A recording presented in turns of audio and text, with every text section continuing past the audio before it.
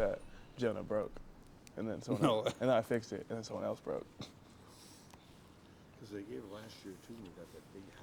Oh, I can't lie, that big hat was, I don't know where I'd put that. Yeah, I think you're made by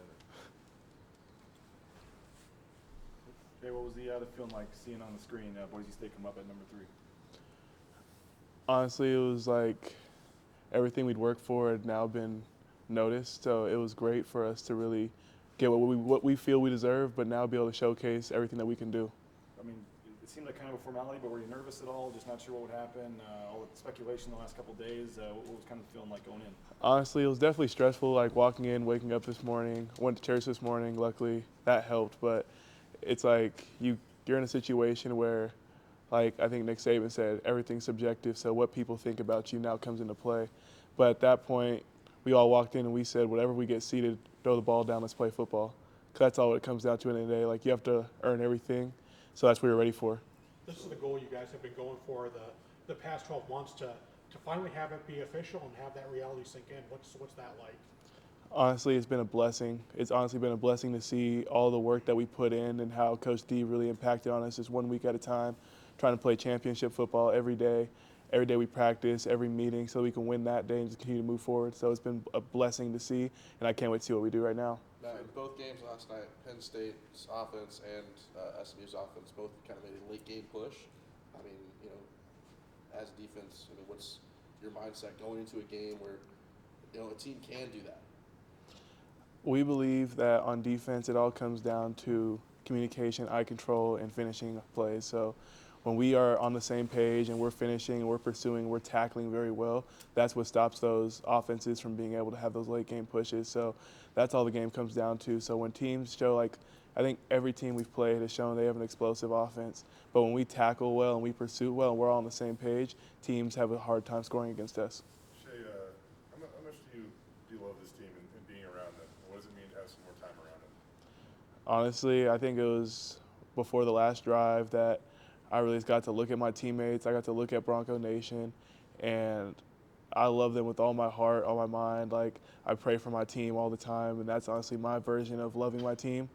And it shows on the field. I hope that the love I shows to my teammates, but honestly, the love shown back, that it's reciprocated, because every man on that field is willing to go and honestly die on that field to get the goal done. I don't know if you can play any harder necessarily, but like, how much harder will you play or prep or whatever, way I should phrase that, to spend another week with these guys? Because if you win, then you get more time with them.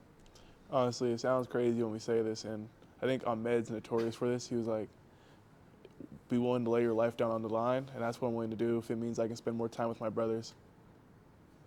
Boise State and the Fiesta Bowl are like synonymous. How much have you heard about that bowl, that opportunity, and what it means to Boise State? Honestly, it's kind of all I heard about. Like, you walk in, like my first time walking in the facility, you see the trophies right there, and I think there's not a better stage for us to do something that no one's ever done before, because we talked about it. In the past, it's been you win that game and you're done.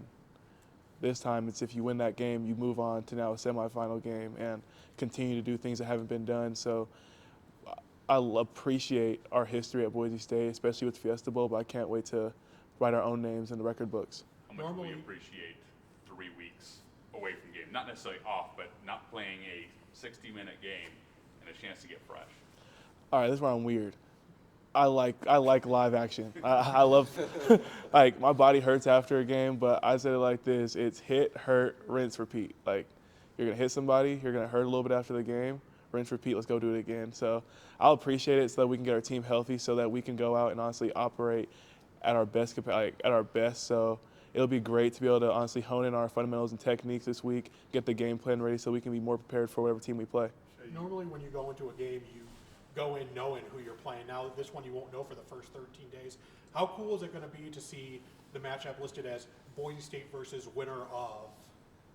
Honestly, it'll be cool, but even before the Mountain West Championship, we didn't know who we were going to get. It was going to be UNLV or Colorado State. So it's kind of, you look at an opponent, and our coaches are, honestly, they're a godsend. They're one of the best staffs in the country, and I believe that in my heart.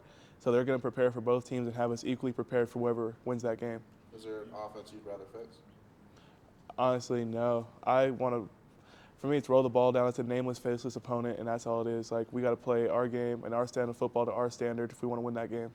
You said earlier that, a lot of this stuff this last couple of weeks has been subjective, right? So now that it's all kind of set in concrete, how excited are you about knowing the plan? And I'm kind of assuming you didn't come this far to only go this far, sort of ordeal. That's a perfect way to say it. I believe the Lord didn't bring us this far just to leave us here right now. So I'm excited to see this team turn it up right now. I think the championship, we showed a version of Boise State that we've been waiting to see. And honestly, I think that's just not the best is yet to come. So now that we've seen that, okay, the committee believed in us enough to give us this spot. So now it's our turn to honestly owe them the favor back, I guess. Shay, what was your Friday night like? I mean, it was obviously kind of crazy there. So how late were you up? What did you do to kind of soak it all in?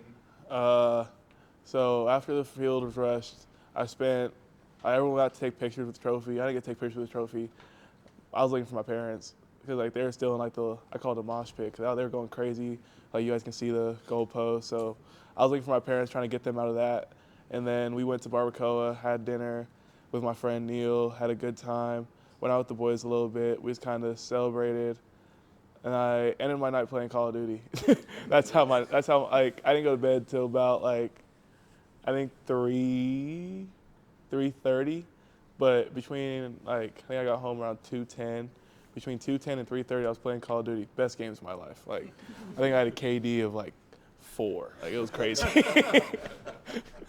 Shay, if you could go back to your freshman year and tell yourself one thing, having this first round bye into the college football playoffs, what would you tell yourself?